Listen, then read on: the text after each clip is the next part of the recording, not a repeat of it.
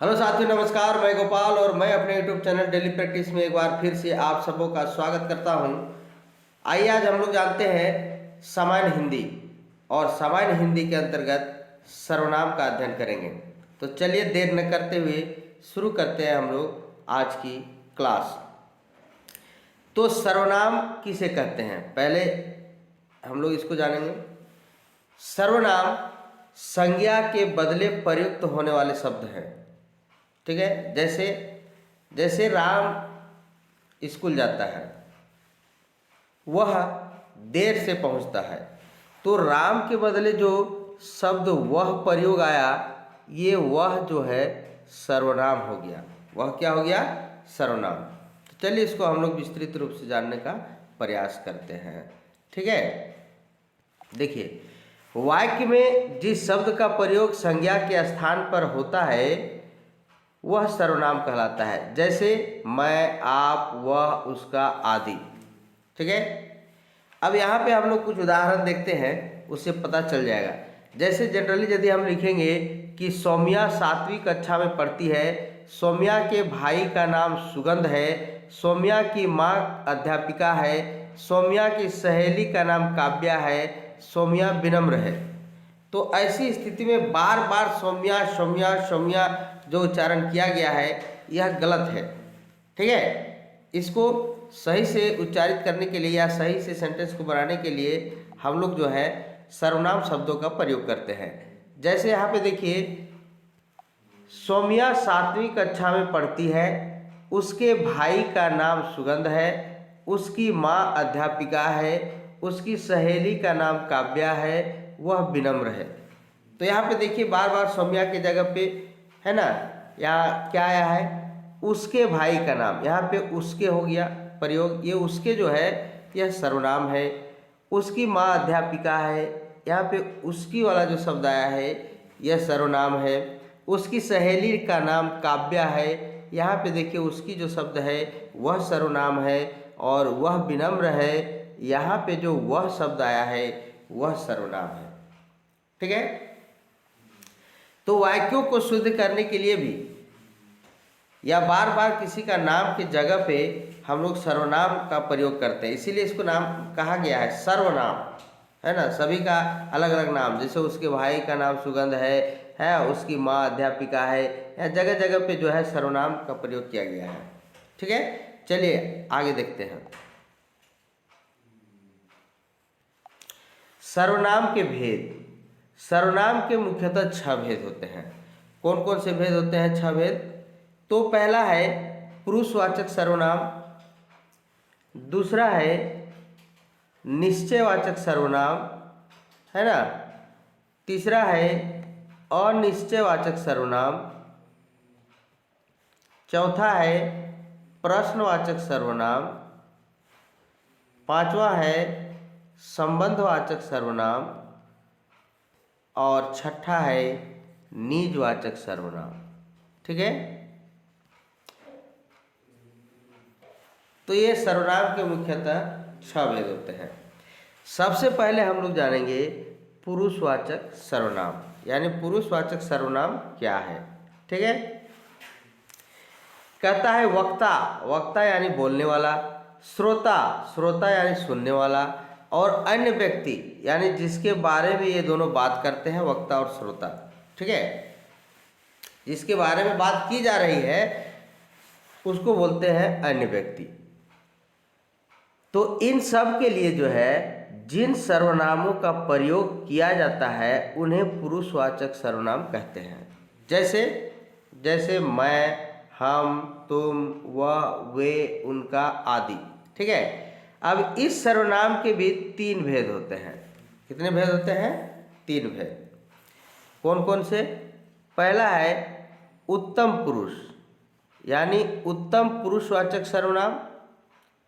दूसरा है मध्यम पुरुष, यानी मध्यम पुरुषवाचक सर्वनाम, और तीसरा है अन्य पुरुष। ठीक है, यानी अन्य पुरुषवाचक सर्वनाम। तो उत्तम क्या हुआ? उत्तम वक्ता हुआ, बोलने वाला। ठीक है, और मध्यम कौन हुआ? श्रोता हुआ, सुनने वाला। और अन्य, अन्य तो अन्य हो गया जिसके बारे में बात की जा रही है। ठीक है, तो चलिए इसको हम लोग विस्तृत रूप से हम लोग जानने का प्रयास करेंगे। हाँ, इससे पहले हम चाहेंगे कि जितने भी लोग मेरे वीडियो को देख रहे हैं उन सब से आग्रह है कि ये जो मेरा चैनल है डेली प्रैक्टिस है ना, इसको आप लोग जल्दी से सब्सक्राइब कर दीजिए, लाइक कर दीजिए, है ना, और दोस्तों के पास शेयर भी कर दीजिए। ठीक है, ये यूट्यूब चैनल जो है डेली प्रैक्टिस, इसको आप सब्सक्राइब करिए, लाइक करिए और दोस्तों के पास शेयर भी कीजिए। ठीक है, तो चलिए बढ़ते हैं हम लोग आगे। उत्तम पुरुषवाचक सर्वनाम। ठीक है, वक्ता अपने लिए जिन सर्वनामों का प्रयोग करता है उन्हें उत्तम पुरुषवाचक सर्वनाम कहते हैं। वक्ता यानी बोलने वाला, जैसे बोलने वाला मैं है ना, मैं मोहन का मित्र हूँ, तो यहाँ पे मैं जो शब्द आया ये हो गया उत्तम पुरुषवाचक सर्वनाम। मुझे साफ सुथरा रहना पसंद है, ये मुझे जो शब्द आया यह हो गया उत्तम पुरुषवाचक सर्वनाम। हम प्रातः व्यायाम करते हैं, ये जो हम शब्द है ना, हमें विद्यालय साफ रखना चाहिए, ये जो हमें शब्द है, ये सभी उत्तम पुरुषवाचक सर्वनाम हैं। ठीक है, क्योंकि ये वक्ता यानी बोलने वाला है, खुद है, इसलिए ये उत्तम पुरुषवाचक सर्वनाम कहलाया। मध्यम पुरुषवाचक सर्वनाम को देखिए, यानी सुनने वाला या श्रोता के लिए जिन सर्वनाम शब्दों का प्रयोग किया जाता है उन्हें मध्यम पुरुषवाचक सर्वनाम कहते हैं। मध्यम, सुनने वाला, श्रोता के लिए जिन शब्दों का प्रयोग होता है उसको हम लोग बोलेंगे मध्यम पुरुषवाचक सर्वनाम। जैसे उदाहरण में आप देखिए यहाँ पे, तुम अपनी पुस्तकें ले आओ, ये सुनने वाला के लिए बोल रहा है। मैं हो गया उत्तम पुरुष, तुम हो गया मध्यम पुरुष। यानी दो व्यक्ति मान लीजिए बैठ के बातें कर रहे हैं, हम बोल रहे हैं, अगला सुन रहा है। मैं बोल रहा हूँ यानी मैं शब्द जो हो गया वो उत्तम पुरुष, वो तुम सुन रहा है यानी तुम जो हो गया वो मध्यम पुरुष, और वह जिसके बारे में मैं बात कर रहा हूँ वह जो शब्द हो गया वह अन्य पुरुष हो गया। ठीक है, तो यहाँ पे जो तुम अपनी पुस्तकें लाओ, तुम जो हो गया यह मध्यम पुरुष हो गया। तुम्हारा विद्यालय बहुत साफ है, यानी तुम्हारा जो शब्द है यह भी आपका मध्यम पुरुष हो गया। तुम्हें समय से विद्यालय जाना चाहिए, तुमने सुंदर चित्र बनाया, तो यहाँ पे तुम्हें और तुमने जो शब्द है वह मध्यम पुरुष वाले सर्वनाम के शब्द हैं।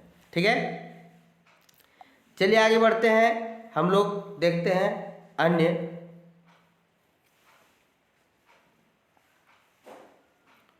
पुरुषवाचक सर्वनाम के संबंध में। ठीक है,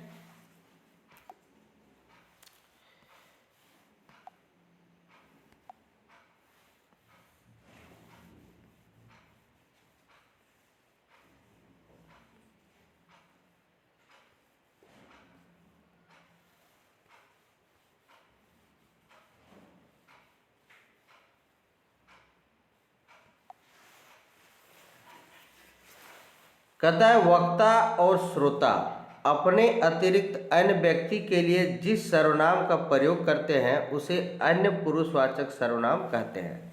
यानी वक्ता और श्रोता जिसके बारे में बात कर रहे हैं, है ना, तो उसको अन्य पुरुषवाचक सर्वनाम कहा जाता है। जैसे वह बाहर खड़ा है, वह बाहर खड़ा है उसके बारे में कहा जा रहा है, तो वह जो हो गया यह अन्य पुरुषवाचक सर्वनाम हो गया। वे घर जा रहे हैं, उसे बाजार जाना है, उनको चित्र पूरा करना है, तो यहाँ पर वे, उसे, है ना, उनको, ये सभी जो है अन्य पुरुषवाचक सर्वनाम है। आगे देखते हैं, चलिए निश्चयवाचक सर्वनाम। अब हमारा पुरुषवाचक सर्वनाम खत्म हो गया, अब दूसरा निश्चयवाचक सर्वनाम के बारे में जानेंगे। जैसा कि शब्द से ही पता चलता है निश्चयवाचक, यानी वे सर्वनाम जो किसी निश्चित व्यक्ति या वस्तु की ओर संकेत करते हैं। निश्चयवाचक सर्वनाम किसे कहेंगे? वे सर्वनाम जो किसी निश्चित व्यक्ति या वस्तु की ओर संकेत करते हैं उन्हें निश्चयवाचक सर्वनाम कहते हैं। निश्चित वस्तु की ओर संकेत कर रहा है, ठीक है, जो शब्द, जैसे वह लेख लिख रहा है, तो कौन लेख लिख रहा है? वह लेख लिख रहा है, निश्चित व्यक्ति है वो, ठीक है, वह लेख लिख रहा है, तो वह जो शब्द हो गया यहाँ पर वो निश्चयवाचक सर्वनाम है।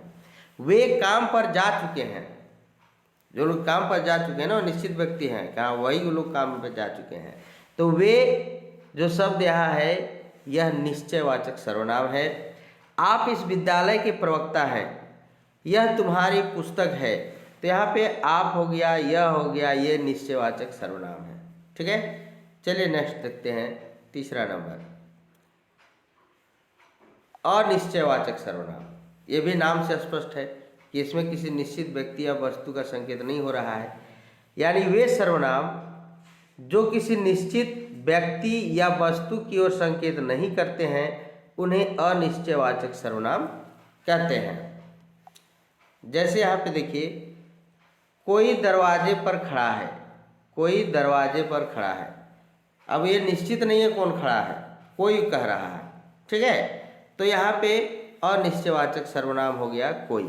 भिखारी को कुछ खाने के लिए दे दो, अब यहाँ पे कुछ जो शब्द है कुछ खाने के लिए दे दो, क्या खाने के लिए देने कह रहा है ये निश्चित नहीं है, तो कुछ जो शब्द हो गया अनिश्चयवाचक सर्वनाम हो गया। उस समय किसी ने मेरी सहायता नहीं की, ये जो किसी शब्द है ये भी अनिश्चयवाचक सर्वनाम है, ठीक है, समझ आ गई बात। आगे बढ़ते हैं हम लोग। चौथा सर्वनाम जो है वह है प्रश्नवाचक सर्वनाम। ये नाम से भी इसमें स्पष्ट है कि जिन सर्वनाम शब्दों का प्रयोग प्रश्न पूछने के लिए किया जाता है उसे प्रश्नवाचक सर्वनाम कहा जाता है या कहते हैं। जिस सर्वनाम शब्दों का प्रयोग प्रश्न पूछने के लिए किया जाता है उसे प्रश्नवाचक सर्वनाम कहते हैं। जैसे कल तुमने किसे पीटा था, यानी किसे जो शब्द है यह प्रश्नवाचक सर्वनाम है, किसे क्वेश्चन कर रहा है ना। यहाँ स्वच्छता अभियान का शुभारंभ किसने किया, देखिए यहाँ भी प्रश्न पूछा जा रहा है किसने किया स्वच्छता अभियान का शुभारंभ, तो किसने जो शब्द है प्रश्नवाचक सर्वनाम है। यह कोट किसका है, तो ये किसका जो हो गया शब्द यह प्रश्नवाचक सर्वनाम है, ठीक है। नेक्स्ट बढ़ते हैं। पांचवा जो सर्वनाम है वह है संबंधवाचक सर्वनाम, यानी जो सर्वनाम किसी वाक्य में आए दो व्यक्तियों या वस्तुओं के बीच संबंध बताते हैं उन्हें संबंधवाचक सर्वनाम कहते हैं। यानी जो सर्वनाम जो है किसी दो व्यक्ति या वस्तु के बीच में रिलेशन यानी संबंध बता रहा है तो वैसे सर्वनाम को हम लोग कहते हैं संबंधवाचक सर्वनाम। जैसे यहाँ पे देखिए कि जो परिश्रम करते हैं सो सफलता प्राप्त करते हैं, जो परिश्रम करते हैं सो सफलता प्राप्त करते हैं। भाई जो परिश्रम करेगा वही ना सफलता प्राप्त करेगा, तो यहाँ पे जो और सो ये दोनों जो शब्द हैं ये आपस में रिलेशन दर्शा रहे हैं, संबंध दर्शा रहे हैं, इसलिए जो और सो जो हो गया ये संबंधवाचक सर्वनाम हो गया। जैसा करोगे वैसा भरोगे, तो यहाँ पे जैसा और वैसा ये दोनों शब्द आपस में संबंध है ना, इसलिए संबंधवाचक सर्वनाम ये कहलाएंगे। जिसकी लाठी उसकी भैंस, यहाँ पे जिसकी और उसकी जो है संबंधवाचक सर्वनाम है। जहाँ चाह वहाँ राह, जहाँ और वहाँ ये दोनों जो है संबंधवाचक सर्वनाम हैं। चलिए अब छठा और आखिरी सर्वनाम निजवाचक सर्वनाम के संबंध में हम लोग जानेंगे। निज का मतलब होता है अपना यानी स्वयं, ठीक है। कहता है जिन सर्वनाम शब्दों का प्रयोग अपने या स्वयं के लिए किया जाता है, जिन सर्वनाम शब्दों का प्रयोग अपने या स्वयं के लिए किया जाता है उन्हें निजवाचक सर्वनाम कहते हैं, अपने लिए जो प्रयुक्त हो रहा है। जैसे यहाँ पे देखिए, मैं अपना कार्य स्वयं करूँगा, मैं अपना कार्य स्वयं करूँगा। तो ये जो स्वयं शब्द है यह निजवाचक सर्वनाम है। मैं अपने आप यह पता ढूंढ लूँगा, तो अपने आप जो शब्द है यह निजवाचक सर्वनाम है। इसी तरह यह सवाल वह खुद कर लेगी, तो ये जो खुद शब्द है यह निजवाचक सर्वनाम है। तो आज हम लोगों ने जाना सर्वनाम के संबंध में, यानी सर्वनाम क्या है कि संज्ञा के बदले प्रयुक्त होने वाले शब्दों को सर्वनाम कहा गया है। कि बार बार किसी का नाम न लेकर के उसके जगह पे किसी अन्य शब्द का प्रयोग करते हैं, जैसे मैं, हम, वह, उसका, उसके, ठीक है। तो ये सर्वनाम हो गया। सर्वनाम के मुख्यतः हम लोगों ने जाना कि 6 भेद होते हैं। कौन कौन 6 भेद होते हैं? पुरुषवाचक सर्वनाम, निश्चयवाचक सर्वनाम, अनिश्चयवाचक सर्वनाम, प्रश्नवाचक सर्वनाम, संबंधवाचक सर्वनाम और आखिरी निजवाचक सर्वनाम। ठीक है, तो ये 6 सर्वनाम के बारे में हम लोग जाना। और पुरुषवाचक सर्वनाम में भी हम लोगों ने 3 सर्वनाम को जाना। उसके भी 3 जो भेद हैं, जैसे उत्तम पुरुष, मध्यम पुरुष और अन्य पुरुष। ठीक है, इन सब से जो है आपको कंपटीशन में बारीकी से ऑब्जेक्टिव क्वेश्चन ऐसा पूछेगा, ठीक है, ताकि आप कंफ्यूजन में आ सकें। तो आप इसको यदि विस्तार पूर्वक और अच्छी तरह से अध्ययन करेंगे तो लगता है कि यहाँ पे आप किसी तरह का गलत जवाब नहीं देंगे, सही सही जवाब दे पाएंगे। ठीक है, तो आशा है कि आपको ये आज का वीडियो अच्छा लगा होगा, है ना। आज के लिए बस इतना ही।